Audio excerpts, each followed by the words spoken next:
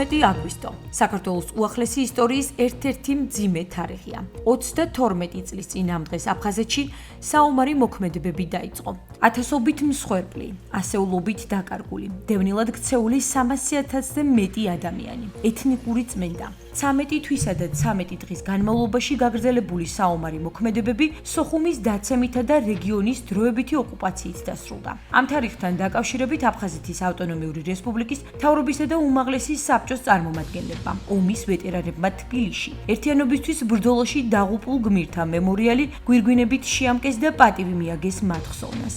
14 აგვისტო ნამდვილად ერთ-ერთი ყველაზე მძიმე დღე არის ჩვენი თანამედროვე ისტორიაში. მე ვიტყოდი ყველაზე ტრაგიკული დღეც არის ჩვენი საზოგადოებისთვის, იმიტომ რომ 32 წელი გავიდა იმ ტრაგედიიდან, რომელიც დატრიალდა ჩვენ თავს და ჩვენ დღეს ვიხსენებთ ყველა იმ სამოქალაქო და სამხედრო პირს, ვინ თავის შესწირა საქართველოს და მოუკიდებლობას და მთლიანობას და მე დარწმუნებული ვარ და მჯერა იმისი, რომ ეს 32 წელი არის საკმარისზე მეტი დრო, რომ ჩვენ ის გახლეჩილი საზოგადოება, რომელიც გაიხლეჩა აი ამ ტრაგედიის შედეგად, ჩვენ დავსხდეთ ერთად, დავიწყოთ საუბარი. უფროსი თაობის წარმომადგენლებს, რა თქმა უნდა, ძალიან კარგად გვახსოვს 92 წლის 14 აგვისტო. ეს არის დღე, რომელიც არ უნდა ყოფილიყო, არ უნდა დაფიქსირებულიყო ჩვენს ისტორიაში. მან მხოლოდ ტრაგედია და უბედურება მოუტანა სრულიად საქართველოს, აფხაზეთს მათ შორის, რა თქმა უნდა. ჩვენ დროებით დაგვაშორა ჩვენს თანამოძმეებთან, აფხაზებთან. ათეულ ათასობით ადამიანია დაღუპული, ასეულ ათასობით დევნილი და ეს ტრაგედია დღემდე გრძელდება. უპირველეს ყოვლისა, ჩვენ რა თქმა უნდა პატივს მივაგებთ იმ ადამიანებს, იმ გმირებს, რომლებიც არიან აღბეჭდილი, რომელთა სახელები და გვარები, რომლებიც იბრძოდნენ საქართველოს ერთიანობისთვის, ქვეყნის მთლიანობისთვის. ისინი იცავდნენ სახელმწიფოს და მის ინტერესებს. დაიწყო ომი 14 აგვისტოს. მზადყოფნაში არ ვიყავით, მაგრამ უცებ შევიკრიბეთ ახალგაზრდობამ. ყველა ვეტერანი ნაბრძოლისა და ყველა აფხაზეთელის ვალი არის აფხაზეთში დაბრუნება. ახლა ვიფიქროთ, რომ ომით და რაღაც უბედურებით ეს უკვე ჩვენ გავიარეთ. თუ მშვიდობით და თუ კი არა მშვიდობით უნდა დაბრუნდეთ და დარწმუნებული ვარ, იქ ბევრ აფხაზეთს გველოდება ჩვენ, რომ მშვიდობიან დაბრუნდეთ და ვიცხოვროთ აფხაზეთში, გავაგრძელოთ ის, რაც გვიკეთებია 31 წლის უკან. თავიდან ის იყო როგორც კონფლიქტი სეპარატისტულ მოძრაობასთან, მაგრამ ერთი თვის განმავლობაში ფაქტიურად ომში გამარჯვებას მიაღწია ქართულმა მხარემ, აღკვეთილ იქნა სეპარატისტთა გამოხდომები, სოხუმი, გაგრა, ლესელიძე განთავისუფლებული იქნა და სამწუხაროდ ამ ომში ჩაერთო რუსეთის მხარე, რომლებმაც გამოიყენეს ყველა მათ ხელს არსებული შეიარაღება, სამხედრო ძალები, აგრეთვე ჩაერთნენ ჩრდილოეთ კავკასიელი კონფედერატები, სამწუხაროდ სომხების ბაგრამიონის ბატალიონი, აბსუების სეპარატისტული ბატალიონები და გაჩაღდა დიდი ფართომასშტაბიანი ომი. და აქედან გვებადება იმედი, რომ ჩვენი ძმების სისხლი ერთი წვეთიც კი არ დაიღვრება ბუქმად. ჩვენი სამშობლო გამხლიანდება, ჩვენ დავბრუნდებით. გაეროს უშიშროების საბჭომ დახურულ სხდომაზე რუსეთის მიერ ოკუპირებულ საქართველოს ტერიტორიაზე არსებული ვითარება და რუსეთ-საქართველოს კონფლიქტის საკითხი განიხილა. უშიშროების საბჭომ კიდევ ერთხელ მოუწოდა რუსეთს სრულად შეასრულოს ევროკავშირის შუამავლობით ხელმოწერილი 2008 წლის 12 აგვისტოს ცეცხლის შეწყვეტის შეთანხმებით ნაკისრი ვალდებულებები და დაუყოვნებლივ გაიყვანოს სამხედრო ძალები საქართველოს ტერიტორიიდან. როგორც საქართველოს საგარეო საქმეთა სამინისტროს მიერ გავრცელებულ განცხადებაშია ნათქვამი, უშიშროების საბჭოს წინაშე მოთამაშე მოხსენებით გაეროსთან მალტის მუდმივი წარმომადგენლის მოვალეობის შემსრულებელი წარსდგა. მედიასთან ერთობლივი განცხადება გააკეთეს უშიშროების საბჭოს წევრი ქვეყნების, ამერიკის შეერთებული შტატების, გაერთიანებული სამეფოს, საფრანგეთის, იაპონიის, მალტასა და სლოვენიის, ასევე საბჭოს მომავალი წევრი ქვეყნების, დანიისა და საბერძნეთის წარმომადგენლებმა.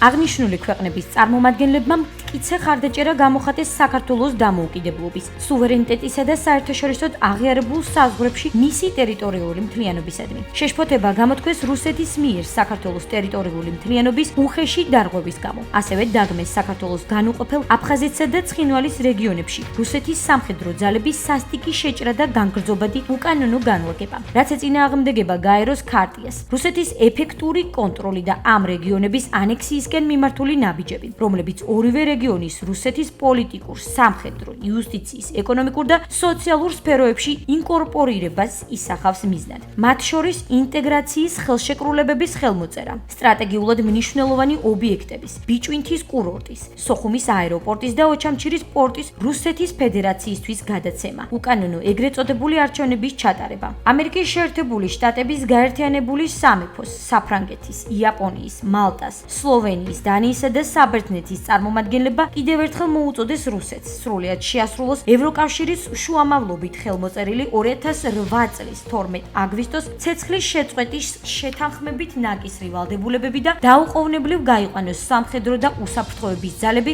საქართველოს ტერიტორიიდან. ამ ფაქტს აფხაზეთის ავტონომიური რესპუბლიკის უმაღლესი საბჭოს დეპუტატები ეხმიანებიან. მათი თქმით, უშიშროების საბჭოს მორიგ განცხადებაში ჩაწერილი კონკრეტული მუხლები, რომელიც ოკუპირებულ აფხაზეთში მიმდინარე პროცესებს ობიექტურად ასახავს, მნიშვნელოვანი და წინ გადადგმული ნაბიჯია.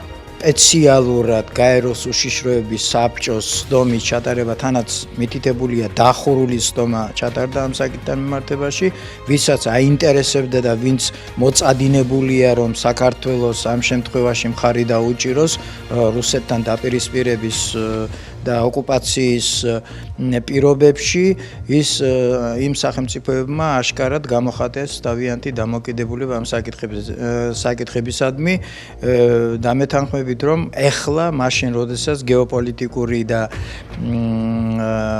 ასე ვთქვათ, გეორეგიონალური საკითხები რუსეთის სასარგებლოდ აშკარად არ ვითარდება, ასეთ დროს კიდევ დამატებით ძალიან მაღალი ტრიბუნიდან ამ საკითხებზე ყურადღების გამახვილება პირდაპირ მიუთითებს, რომ ამ თვალსაზრისით და ბევრი სხვა თამდევი თვალსაზრისით რუსეთის პოლიტიკა, კრემლის პოლიტიკა ჩიხშია შესული. კონკრეტულად არის მითითებული, რა უნდა გააკეთოს რუსეთმა გარდა იმისა, რომ უნდა გაიყვანოს ჯარი და შეასრულოს ვალდებულება, რომელიც მას დაეკისრა თავის დროს.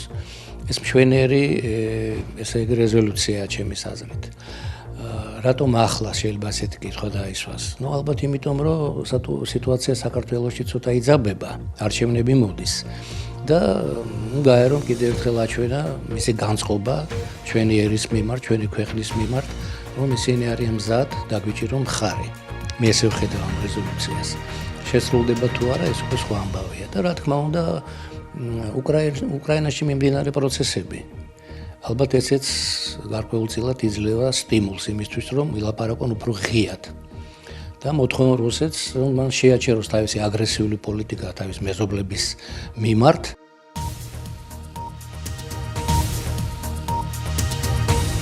აფხაზეთის დე-ფაქტო საგარეო საქმეთა მინისტრმა სერგეი შამბამ რუსულ სააგენტოსთან ინტერვიუში განაცხადა, რომ აფხაზეთს აშფოთებს უკრაინაში ახლო აღმოსავლეთში მიმდინარე მოვლენები. დაძაბულობა, რომელიც ბოლო ხანებში შავ ზღვაზე წარმოიქმნება და დაურეგულირებელი ურთიერთობები საქართველოსთან. ჩვენ დაჟინებით ვაკვირდებით შიდა პოლიტიკურ სიტუაციას საქართველოში, აღნიშნავს ეგრეთ წოდებული მინისტრი. აფხაზეთის ეგრეთ წოდებული საგარეო საქმეთა სამინისტრო ასევე კურსკში ბოლოდროინდელ მოვლენებს ეხმაურება და გმობს იქ არსებულ სიტუაციას. სერგეი შამბაკი აცხადებს, რომ კურსკის ოლქს აფხაზეთი ჰუმანიტარულ დახმარებას გაუწევს.